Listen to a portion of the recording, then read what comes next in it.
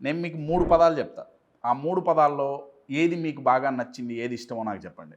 1 average. ఒక పదం. ఏంటది? యావరేజ్. 2 above average. ఏమండి? మూడో పదం ఏంటంటే బెస్ట్. ఈ మూడిట్లో మీకు ఏ పదం నచ్చింది? ఈ మూడిట్లో మిమ్మల్ని బాగా అట్రాక్ట్ చేసిన పదం ఏంటి? ఒకవేళ బెస్ట్ అనే పదం గనక మిమ్మల్ని అట్రాక్ట్ చేసుంటే ఈ వీడియో మీకోసం. ఎందుకంటే ఈ వీడియోలో ఏ 5 క్వాలిటీస్ మనలో ఉంటే మనం యావరేజ్గా మిగిలిపోతాం, ఆ 5 క్వాలిటీస్ నేను ఈ వీడియోలో డిస్కస్ చేస్తాను. ఒకసారి ఆలోచించండి. మీరు కొనేది ఏదైనా సరే, ఏ వస్తువైనా సరే, బట్టలైనా సరే, మొబైల్ అయినా సరే, తినే తిండి అయినా సరే, మీరు కొనుగోలు చేసేది ఏదైనా సరే యావరేజ్గా ఉంటే ప్రాధాన్యత ఇస్తారా?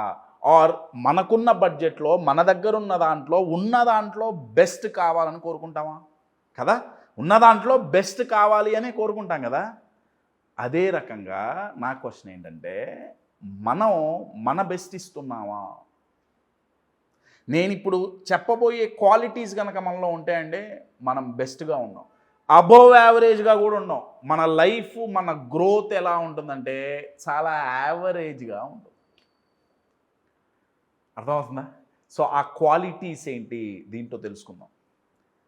ఇప్పుడు అంతెందుకండి, ఇప్పుడు ఒక సినిమా రిలీజ్ అయింది. సినిమా రిలీజ్ అయితే మీరు ఎవరి దగ్గర వెళ్ళి సినిమా ఎట్టుందిరా, ఏదో యావరేజ్గా ఉందిరా చూడబుద్ధి అవుతుందా? ఓ 500 పెట్టు, 600 పెట్టు టికెట్ కొనుక్కోబుద్ధి అవుతుందా? రే సినిమా బ్లాక్ బస్టర్, అప్పుడు వెళ్ళి చూడబుద్ధి అవుతుంది. Yes or no? My dear friends, మీ బొమ్మ బ్లాక్ బస్టర్ కావాలి అంటే మీ సినిమా బ్లాక్ బస్టర్ అవ్వాలి అంటే ఈ చెప్పబోయే 5 క్వాలిటీస్ మీలో ఉండకూడదు. గుర్తుపెట్టుకోండి. ఆ 5 ఏంటి మనం చూద్దాం. సినిమా అంటే గుర్తొచ్చింది, రీసెంట్గా పవన్ కళ్యాణ్ గారి సినిమా ఓజీ రిలీజ్ అయింది, బ్లాక్ బస్టర్ అయింది. అదృష్టం కొద్దీ దాంట్లో నేను కూడా ఒక రోల్ ప్లే చేశాను. ఇది ఎందుకు చెప్తున్నానంటే, కొన్ని వేల మంది సోషల్ మీడియా ద్వారా, యూట్యూబ్, ఇన్స్టాగ్రామ్ గ్రూప్స్లో మెసేజెస్, వాట్సాప్ గ్రూప్స్లో నా ఫాలోవర్స్లో ఎవరెవరైతే ఆ సినిమా చూశారో వాళ్ళందరూ ఎంతో ప్రేమ ఆప్యాయతని చూపించారు. Thank you so much for your love and support. నన్ను ఒక కోచ్గానే కాకుండా యాక్టింగ్లో కూడా మీరు నా మీద చూపించిన అభిమానానికి, మీరు చూపించిన యాక్సెప్టెన్స్కి థ్యాంక్ యూ సో మచ్. కంటెంట్లోకి వెళ్ళే ముందు, అప్కమింగ్ ప్రోగ్రామ్స్, అక్టోబర్ ఎండింగ్లో 10 days ప్రోగ్రామ్ ఉంటుంది. చాలా నీడెడ్ ప్రోగ్రామ్ అండి. టాపిక్ ఏంటంటే స్ట్రెస్ మేనేజ్మెంట్. చచ్చిపోతున్నారు ఈ స్ట్రెస్ని మేనేజ్ చేయలేక. ఈ 10 daysలో ఒక్కొక్క రోజు ఒక్కొక్క టాపిక్ తీసుకుంటామండి. ఎక్కడెక్కడైతే మనకు స్ట్రెస్ వస్తుందో, అంటే వర్క్ ప్లేస్లో వచ్చే స్ట్రెస్ని ఎలా మేనేజ్ చేయాలి, ఫినాన్షియల్ స్ట్రెస్ని ఎలా మేనేజ్ చేయాలి, రిలేషన్షిప్లో వచ్చే స్ట్రెస్ ఏంటి, దాన్ని ఎలా మేనేజ్ చేయాలి, హెల్త్ పరంగా వచ్చే స్ట్రెస్ ఏంటి, దాన్ని ఎలా మేనేజ్ చేయాలి, ఇలా ప్రతి ఏరియా నుంచి ఎక్కడెక్కడి నుంచి అయితే మనకి స్ట్రెస్ వస్తుంటుందో దాన్ని ఎలా మేనేజ్ చేయాలి అనేది 10 days 10 different టాపిక్స్తో ఉంటుంది. For more details contact the number on the screen.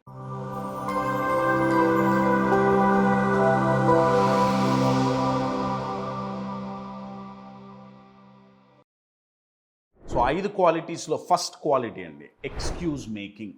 అంటే వీళ్ళు ఎలా ఉంటారంటే, వీళ్ళకి ఏమైనా ఒక పని చెప్తే అది ఇది ఎందుకు కాలేదు అంటే వీళ్ళ నోట్లో నుంచి ఓన్లీ ఎక్స్క్యూజెస్ వస్తాయండి. ఇంకా బెటర్ పదం కంప్లైంట్సే వస్తాయి. బ్లేమ్ చేస్తుంటారు. నువ్వెందుకు ఎదగలేకపోయావు, ఇది లేదు, అది సహకరించలేదు, ఇది బాలేదు, వాళ్ళు చేయలేదు. అర్థమవుతుందండి? ఎక్స్క్యూజెస్ ఇవ్వటం. మై డియర్ ఫ్రెండ్స్, మీరు గనక ఎక్స్ట్రాడినరీగా తయారవ్వాలి అనుకుంటే ఎక్స్క్యూజెస్ ఇస్తే పనికిరాదు, వర్కౌట్ అవ్వదు. నేను మీకు ఒక ఎగ్జాంపుల్ ఇస్తాను. చూడండి, ఈ ఫోటో చూడండి. ఒక విత్తనం ఎదగాలి అన్న తపన, ఆ విత్తనానికి దానికంత పెద్ద శక్తి ఏం లేదు, కానీ చూడండి పెద్ద పెద్ద బండరాళ్ళని బ్రేక్ చేసుకుంటూ ఆ విత్తనం పైకి ఎదుగుతుంది. ఎక్స్క్యూజెస్ ఇవ్వట్లేదండి. నాకు బండరాయి అడ్డం వచ్చింది, లేకపోతే ఇంకేదో మీద పడిపోయింది, నన్ను వీళ్ళు ఆపుతున్నారు అన్న ఎక్స్క్యూజ్ అది ఇవ్వట్లేదు. మై డియర్ ఫ్రెండ్స్, ఎప్పుడైతే మనం ఓనర్షిప్ తీసుకుంటామో, ఓనర్షిప్ అంటే ఏంటంటే మన ఎదుగుదలకి మనదే బాధ్యత. ఈ విత్తనం చిన్న మొక్క ఎగ్జాంపుల్ చూపించినప్పుడు ఒక ఆలోచన వస్తుందండి.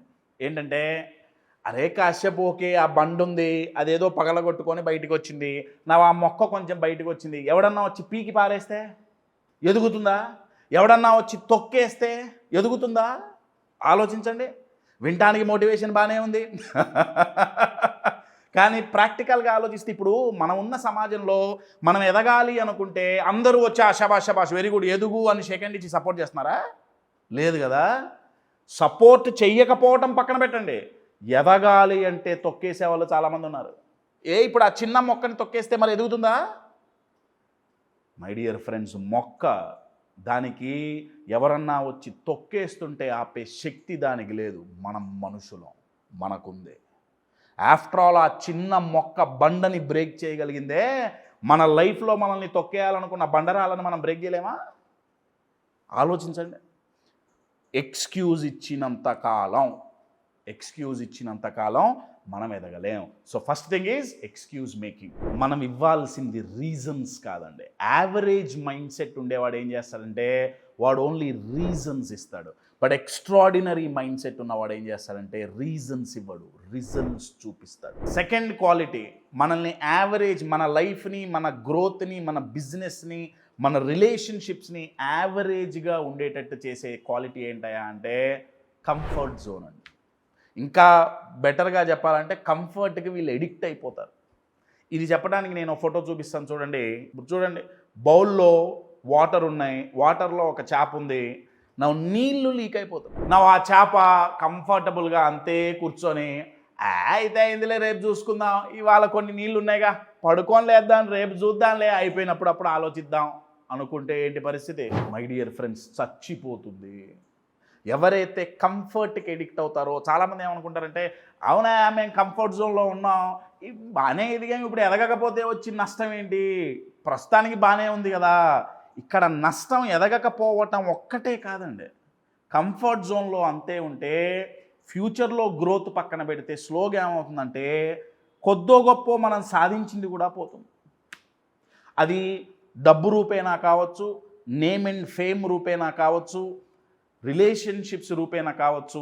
కంఫర్ట్లో కూర్చున్నంత కాలం స్లోగా, అదొక స్లో పాయిజన్ అండి. మనల్ని మనం స్లోగా చంపుకుంటున్నాం, మన ఎదుగుదలని మనం స్లోగా చంపుకుంటాం కంఫర్ట్ జోన్లో కూర్చున్నంత కాలం. థర్డ్ క్వాలిటీ ఏంటంటే ఫియర్ ఆఫ్ జడ్జ్మెంట్.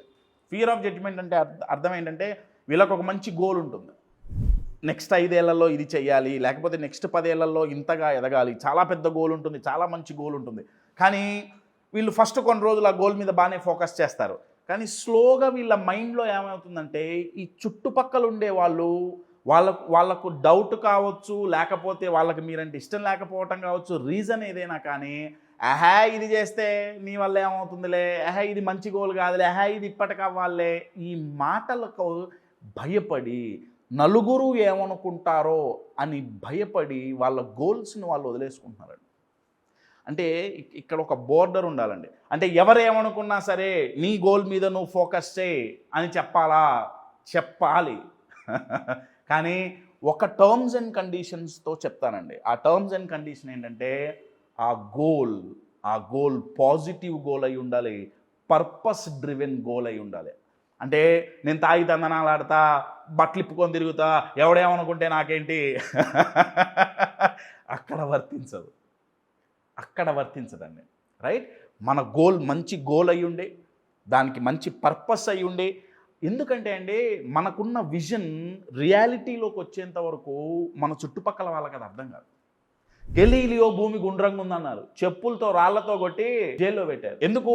ఆయనకి భూమి గుండ్రంగా కనిపించింది, మిగతా వాళ్ళకి ఇంకా కనపడలా. అర్థమవుతుందా అండి? మన విజన్ ప్రతి ఒక్కళ్ళకి కనపడదు.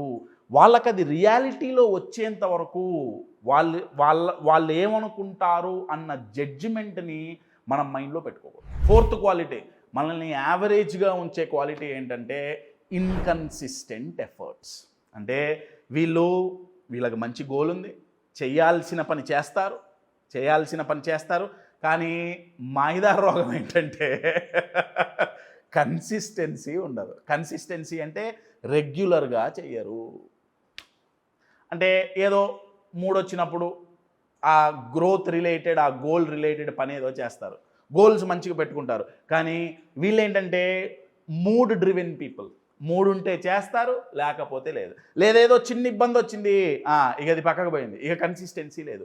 రెగ్యులర్గా ఎఫర్ట్స్ పెట్టరు. కన్సిస్టెంట్గా లేకపోతే ఏమవుతుందంటే అండి, మన మీద ట్రస్ట్ నిలబడదు. ఇప్పుడు మనం ఒక బిజినెస్లో ఉన్నాం అనుకోండి, నేను క్లాసిక్ ఎగ్జాంపుల్ ఇస్తానండి. రీసెంట్గా నేను అబ్జర్వ్ చేసిన ఎగ్జాంపుల్ ఇది. మా ఇంటి ఎదురుగా మేము ఒక గేటెడ్ కమ్యూనిటీలో ఉంటాం. ఆ కమ్యూనిటీ నుంచి బయటికి వస్తే రెండు చిన్న చిన్న రెస్టారెంట్స్ పెట్టారు. రెండిట్లో ఒకదానికి బిజినెస్ బాగా అవుతుంది. ఎందుకు అవుతుంది అని గమనిస్తే, కస్టమర్లు వచ్చినా రాకపోయినా సరే ఈ వ్యక్తి ఈ రెస్టారెంట్ ఏదైతే ఉందో పొద్దున్నే టైంకి ఓపెన్ చేసి సాయంత్రం వరకు తెరిచి పెట్టుకొని కూర్చుంటున్నాడు. ఫస్ట్ రోజు కస్టమర్లు రాలా, సెకండ్ రోజు కస్టమర్లు రాలా, థర్డ్ రోజు కస్టమర్లు రాలా. ఇంకొక వ్యక్తి పోయింది, ఏదో ఒక రోజు తెరుస్తాడు, ఓ రోజు తెరవడు. తెరిస్తే ఎన్నింటికి తెరుస్తాడో తెలియదు, ఎప్పుడు మూసేస్తాడో తెలియదు, ఒక టైము ఏం లేదు. కానీ ఈ వ్యక్తి మాత్రం కస్టమర్ వచ్చినా రాకపోయినా సరే ఆ రెస్టారెంట్ ఓపెన్ చేసి కూర్చున్నాడండి.